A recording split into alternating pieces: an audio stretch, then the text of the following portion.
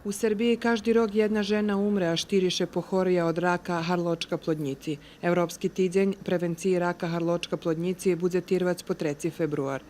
Subspecijalista onkolog Jelka Rajović z tej nahody nahlašela, že bi každá žena raz u roku trebala okončiť s prepatrunki, kotri podrazumjuju citologijnu analizu, kontrolu rozličnih vylučenjinoh i kolposkopiju. Ukoliko se karcinom grlića materice otkrije, Keď sa karcinom harločka plodnici odkryje u počatnej fazi, keď možljiva operacija stadijumu A1 i AB bez vyličenje 100%.